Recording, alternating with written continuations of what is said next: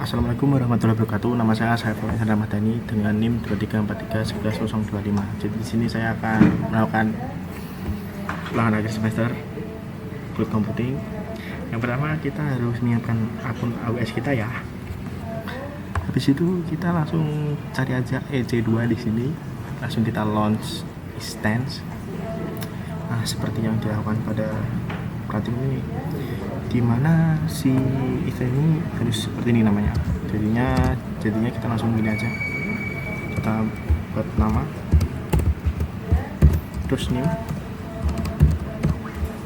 terus kita buat aja namanya sama instance-nya seperti ini. Oke, jadi setelah itu kita ke pair dulu, kita create pair baru, kita namanya aja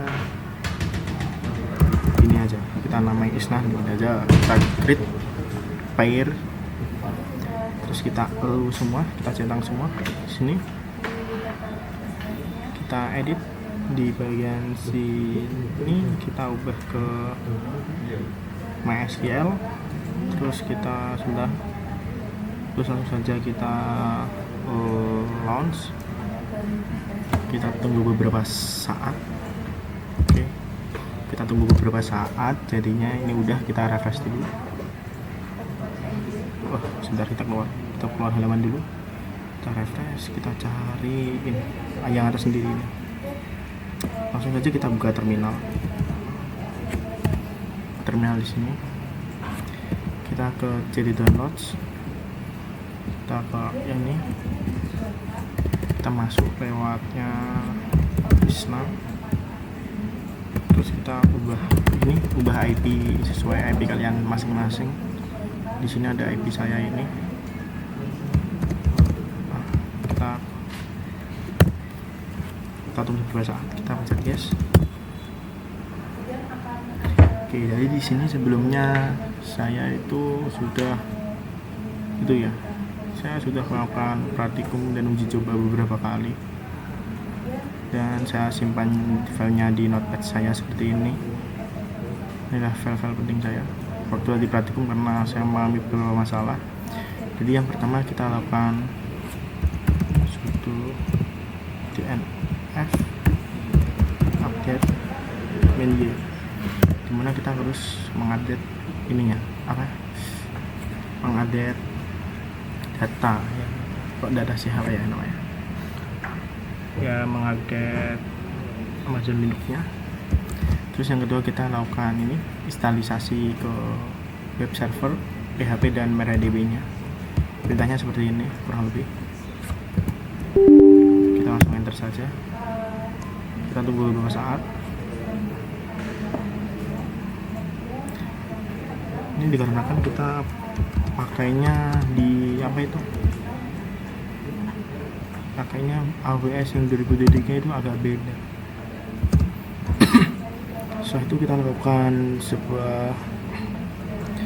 itu mengizinkan tiap service, kita enable semua HTTPD ya.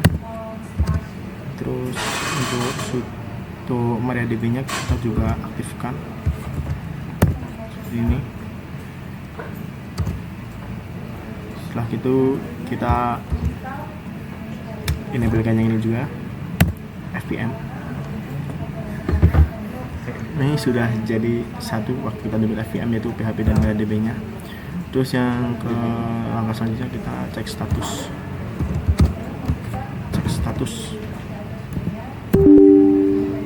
Nah, kita lihat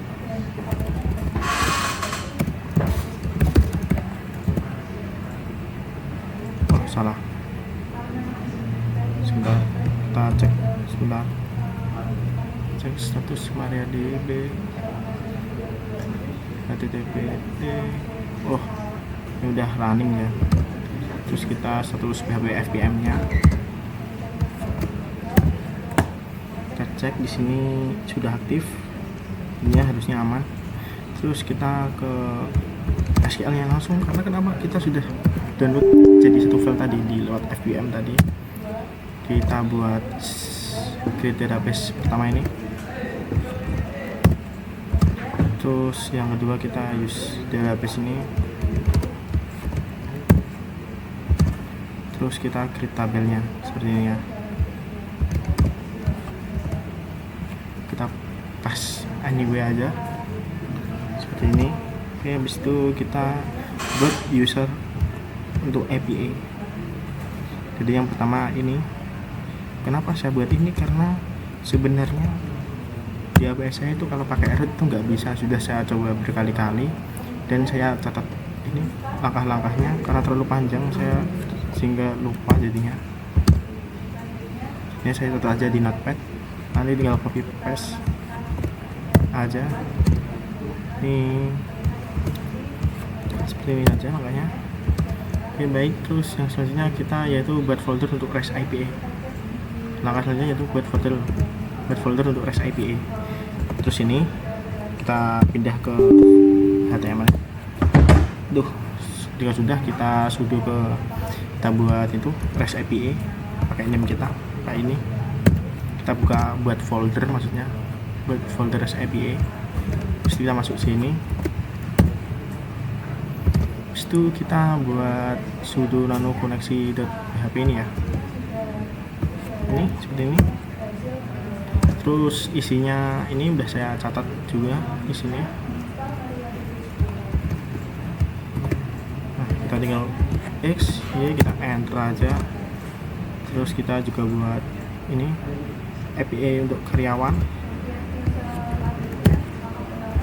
Ini juga udah saya copy paste isinya karena ini cukup panjang untuk perintah-perintahnya.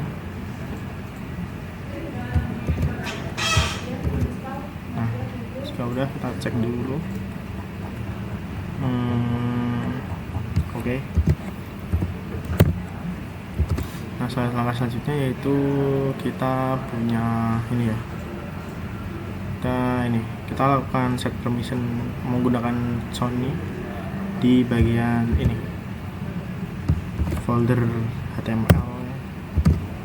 Terus kita juga chmod juga untuk apa itu aksesnya. Terus kita restart semua. Terus yang kedua juga start PHP FPM nya juga kita lakukan. Nah, jika sudah, kita langsung saja ke ini. Kita cek di Postman kita. Ini udah saya siapkan karena saya tadi udah melakukan praktikum sama 4 kali lebih untuk cari errornya di mana. Kita langsung cek aja di sini. Kita send. Oh sebentar, ada yang lupa. Ini saya pakai IP yang lama. Kita harus pindah ke IP yang baru. Mohon maaf. Kita cancel, kita send. Nah, ini udah ada gini, ini bisa seharusnya bisa. Jangan lupa ini juga di API. Di sini ini udah saya isi juga seharusnya. Coba kita ganti aja. Seperti ini. Kita send. Nah, setelah itu kita get aja di karyawan apakah datanya ada. Di sini data sudah masuk ya teman-teman. Mohon maaf agak ramai kelas sebelah. Kita langsung pindah ke post ini. Ini bagiannya bagian edit kalau nggak salah. Sebentar. Nah, edit itu di punya saya harus begini karena saya tidak memanggil fungsi apa itu fungsi edit. Makanya kita nambahin nih function ini sebelumnya, karena saya sebelumnya nyoba saya nambahin fungsi malah terjadi masalah 404 kalau nggak salah tadi. Kita send. Oh sebentar, lupa lagi saya, IP nya belum diganti. Kita send aja, bakal bisa. Update berhasil, harusnya bisa sih. Kita get, harusnya ganti sih. Ini langsung aja ya, ini alamat saya langsung ganti Madiun. Setelah itu kita delete.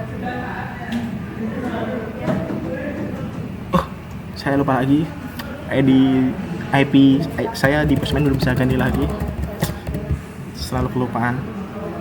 Kita send. Nah seperti ini, delete berhasil. Ini sudah saya lakukan berkali-kali karena sebelumnya Postman saya itu nggak bisa nyambung. Makanya saya kasih catatan di notepad agar saya agar bisa membantu lah intinya. Dan kita coba untuk get lagi. Nah di sini data sudah hilang. Maka dari itu bacaan ini udah saya lakukan. Untuk koneksi PHP juga udah dilakukan. Untuk ini udah dilakukan. Untuk fungsi rootnya juga sudah. Cuma update ini saya ada permasalahan.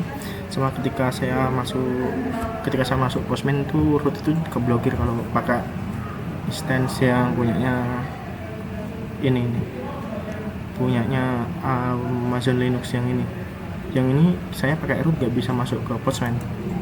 Jadi saya bikin root buat Postman-nya bikin user baru, intinya seperti itu. Ini juga database tadi udah saya lakukan dan praktikum saya sudah berhasil. Sekian dari saya, wassalamualaikum warahmatullahi wabarakatuh.